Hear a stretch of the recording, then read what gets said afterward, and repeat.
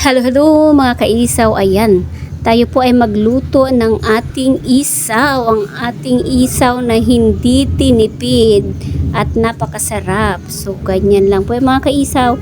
Ayan po, tayo ay may isang tulyasing tubig. Kung nakikita nyo yan. At yan tubig na yan mga kaisaw ay lalagyan ko lang ng asin at saka suka. Yan lang po talaga ang sekreto ng aking isaw.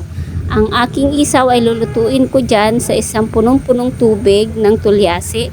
At lalagyan ko lang yan ng suka at asin. Yan lang po ang kanyang pinakatimpla mga kaisaw. Sa mga nagtatanong sa akin kung ano yung sekreto ko ng isaw ko, ganyan lang po yan.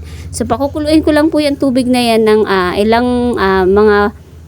pakuluin ko siya ng kulong-kulo bago ko ilagay yung isaw. So habang pinapakulo ko yan, gumawa naman ako ng marinate ng aking isaw. So ang marinate ko mga kaisaw, tandaan nyo, ayan lalagyan ko lang siya ng black pepper, sugar, at saka food color.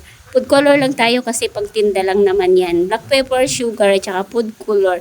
Ayan ha, tandaan nyo po, hindi ako naglalagay ng betchin sa aking niluluto na yan. Then bubuhusan ko lang po siya ng toyo. So yan nga mga kaisaw. Actually, yung nilagay kong food color kanina is kulang yun. So, nagbukas pa ako ng bagong food color para, ayan, maging ganyan ang kanyang texture. Makuha mo yung magandang texture, yung malapot na malapot. So, pinaghalong toyo, black pepper, tapos sugar, ayan, tapos food color. Then, ayan ang ginagawa ko habang nagpapakulo ng tubig. Sinisingit ko na po ang ating paggagawa ng marinade. Then ayan na kulo na nga yung tubig natin mga kaisaw. Then hindi ko na pala talaga nakuhanan yung aking paglagay nitong aking isaw dyan. Lulutuin ko lang siya doon sa kumukulong tubig ng 5 to 10 minutes. Pakukuluan ko lang siya doon, then hinahalo-halo.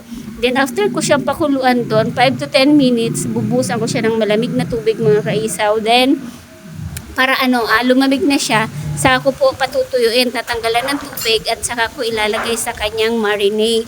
So ito na yun mga kaisaw, nilalagay ko na siya, then hahalu-haluin ko lang siya ng kamay ko. Marinate ko siya ng mga 5 minutes po bago pwede na ako magtuhog ng isaw natin. So ganyan lang po ka-easy, wala po akong masyadong arte dyan sa isaw na yan. Pero ang lasa po niya ay napakasarap. Yung isaw na sabi nila hindi tinipid, pero masarap. Ayan, simple lang po ang timpla niya, napakasimple. So ang mahirap lang po dyan ay ang maglinis at ang magluto, kasi nagluluto po ako, yan po ay 10 kilos na isaw yung aking minamarinate. Sa mga hindi nakakaalam,